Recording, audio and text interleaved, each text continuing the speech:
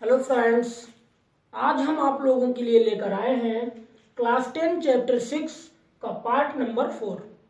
और हाँ, अगर आपने इसके पहले का वीडियो पार्ट नंबर 3 नहीं देखा है तो प्लीज़ उसको देख लीजिए, जिससे कि आपको ये पूरा कॉन्सेप्ट जो है पोषण का वो आपके समझ में आ जाए। तो बात करते हैं कि इस टॉपिक में आज हम पढ़ने क्या वाले हैं। तो पहला पॉइंट है कि हम इस पोषण में, आपको हेडिंग दिख रही है मानव में पोषण लिखा हुआ है, और मानव में पोषण को पढ़ेंगे। इसके अंतर्गत हम 5 पॉइंट को पढ़ेंगे: अंतर्ग्रहण, पाचन, अवशोषण, स्वांगीकरण और बहिक्षेपण। तो सबसे मेन टॉपिक जो है वो पाचन है, जिसको हम बोलते हैं डाइजेस्टिव सिस्टम। डाइजेस्टिव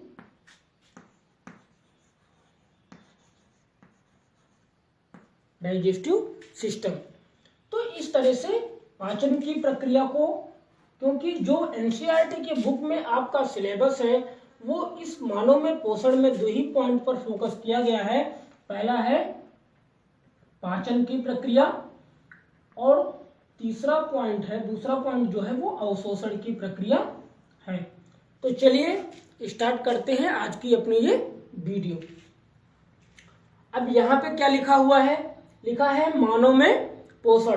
तो पहला क्या है? अंतर्ग्रहण, दूसरा पाचन, तीसरा अवशोषण, चौथा स्वांगीकरण और पांचवा है बहिक्षेपण।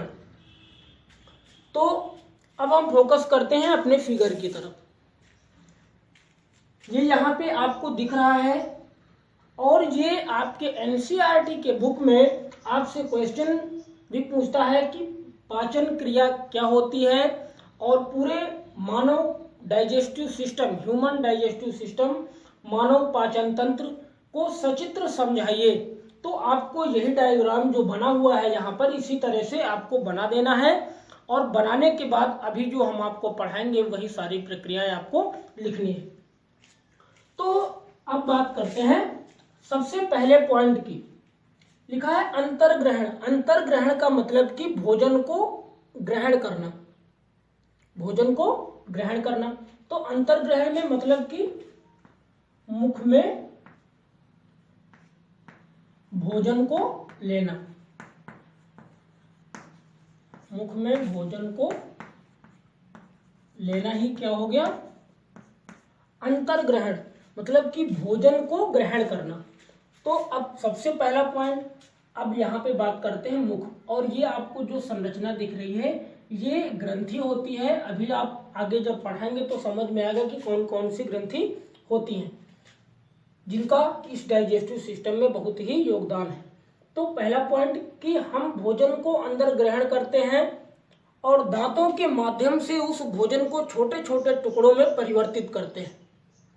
ठीक, छोटे छोटे टुकड़ों में परिवर्तित करने के बाद लार रस निकलता है, लार ग्रंथि होती है, और इससे एक एंजाइम स्रावित होता है जिसको बोलते हैं एमाइलेज एंजाइम्स। कौन सा एंजाइम स्रावित होता है?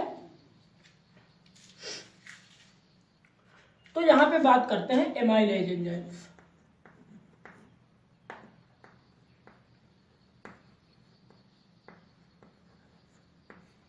एमाइलेज एंजाइम्स होता है जो क्या करता है, लार जो भोजन हम करते हैं उसको अच्छे से जीभ के द्वारा उसे मिलाने में मदद करता है। तो इस तरह से जब भोजन यहाँ पर टुकड़ों में विभाजित हो जाता है और वो अच्छी तरह से लार द्वारा मिल जाता है। अब लार आने का कारण क्या होता है? कारण ये होता है कि जैसे मान लीजिए आपका कोई फेवरेट भोजन हो, सबसे अच्छा भोजन हो, और कोई बात करने लगे उस भोजन की, उस फल की या उस फ्रूट की, तो हमारे मुंह में तुरंत क्या होता है? लार आ जाता है। तो वही क्या है? लार रस होता है, जिसको लार रस बोलते हैं, और ये एंजाइम स्रावित होता है जो उस भोजन को मिलाने में मदद करता है। ठीक, ये आपका पॉइंट क्लियर हो गया। अब बात करते हैं कि जब भोजन यहां पर मिल जाता, और एक चीज सबसे पहला, क्योंकि अब बात करते हैं दूसरा पॉइंट जो है वो पाचन। भाई अब भोजन यहां पर मिल गया, अब उसका जो पाचन की प्रक्रिया है, तो पाचन ऐसा तो है नहीं कि हम जैसे ही भोजन करते हैं तो वो भोजन क्या होता है, गुदा द्वार के द्वारा बाहर निकल जाता है, ऐसा तो कोई प्रोसेस है नहीं। तो यहाँ पे जब भोजन चलेगा तो मुख में आपको पता हो गया, यहां पर किसका पाचन होगा, इधर समझ लेते हैं,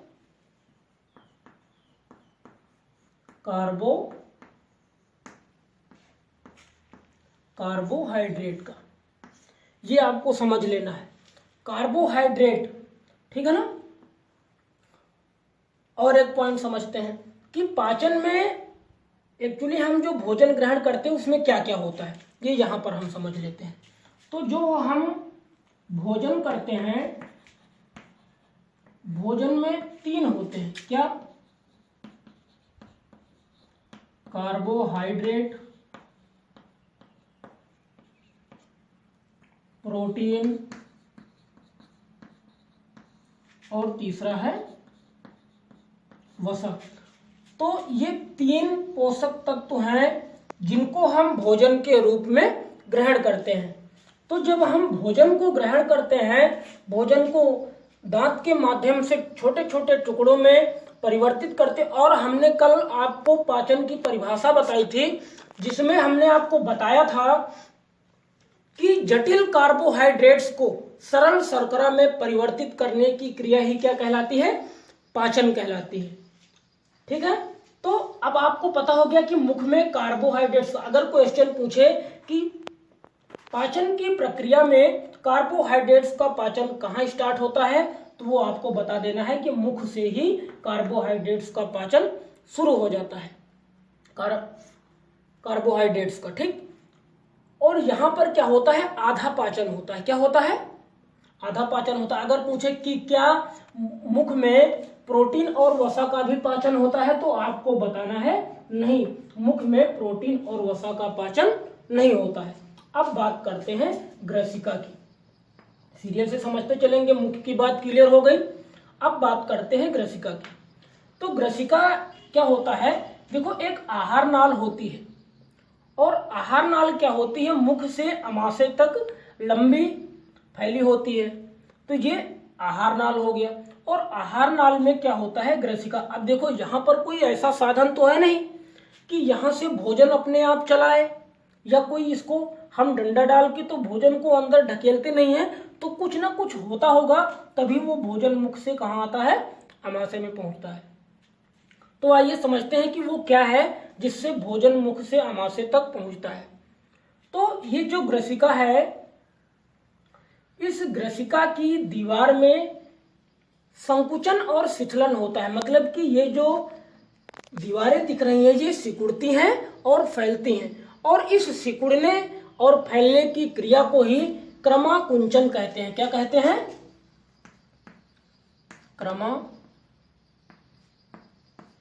क्रमाकुंचन बोलते हैं। क्या बोलते हैं, क्रमाकुंचन। तो अगर आपसे पूछे कि मुख से अमाशय में भोजन किस प्रकार आता है, तो आप बता सकते हो मुख से अमाशय तक भोजन ग्रसिका के क्रमाकुंचन गति के द्वारा मुख से अमाशय तक भोजन पहुंचता है।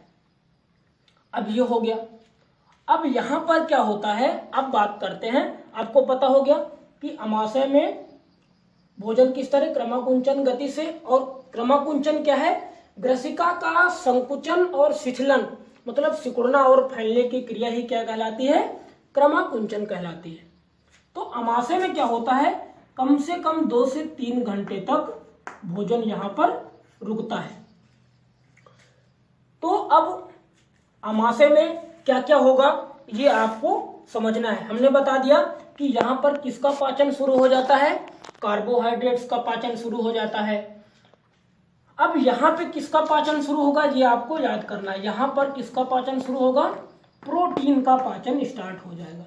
वहां पे कार्बोहाइड्रेट्स का पाचन हुआ, और यहां पर किसका पाचन होगा, प्रोटीन का पाचन होगा अमाशय में, ठीक है। तो अब आपको समझना है कि अमाशय में, अब हमने बताया कि अभी आपको ग्रंथि पढ़नी है, ठीक है। तो ग्रंथि में एक्चुअली हम पढ़ेंगे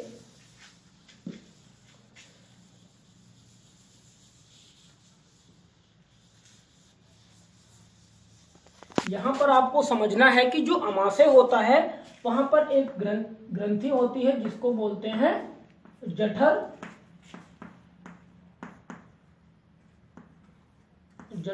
ग्रंथि। और ये 3 प्रकार से, एक होता है पेप्सिन, और दूसरा होता है HCl, और तीसरा होता है श्लेष्मा।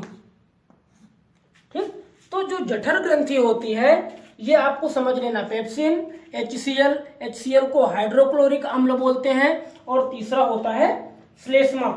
अब देखते हैं कि इन तीनों का काम क्या होता है।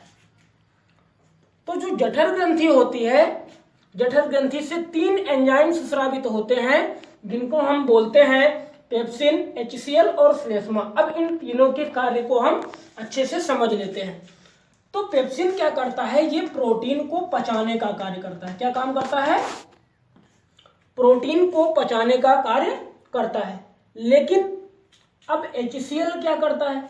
तो HCl क्या होता है कि जो भोजन मुख से अमाशय में पहुंचा है उसके माध्यम को ये क्या बनाता है, अम्लीय बनाने का कार्य करता है।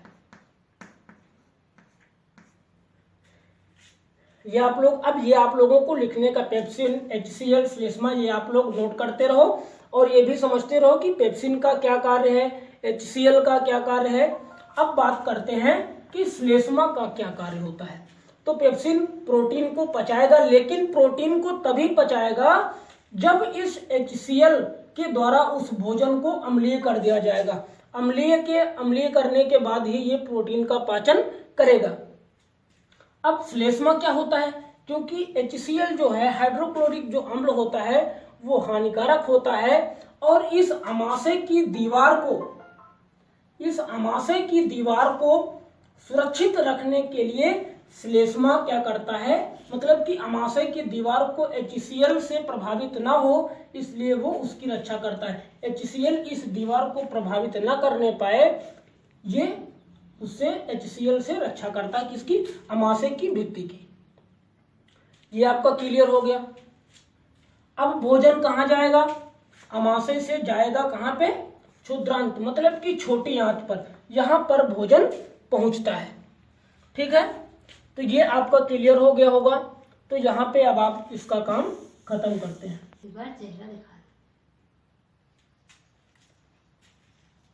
अब बात करते हैं कि यहां से अमाशय से जो भोजन है वो कहाँ पे पहुंच गया? छोटी आंत में पहुंच गया, जिसको हम क्षुद्रांत बोलते हैं। तो यहाँ पर भी जिस तरह अमाशय में आपने देखा कि जठर ग्रंथि में 3 एंजाइम स्रावित हुए, कौन कौन सा? पेप्सिन, HCl और तीसरा था श्लेष्मा। तो यहाँ पर अब आपको देखना है कि यहाँ पे देखो यकृत। अगर आपसे पूछे कि मानव पाचन तंत्र में सबसे बड़ी ग्रंथि क्या होती है, तो वो आपकी होती है ये जो आपको दिख रहा है, यकृत। ये पेपर में कंपटीशन में भी पूछा जाता है कि सबसे बड़ी ग्रंथि का नाम क्या है? यकृत। तो अब यहाँ पे यकृत में आपने देखा होगा ये झिल्ली होती है जिसको हम पित्ताशय बोलते हैं। क्या बोलते हैं?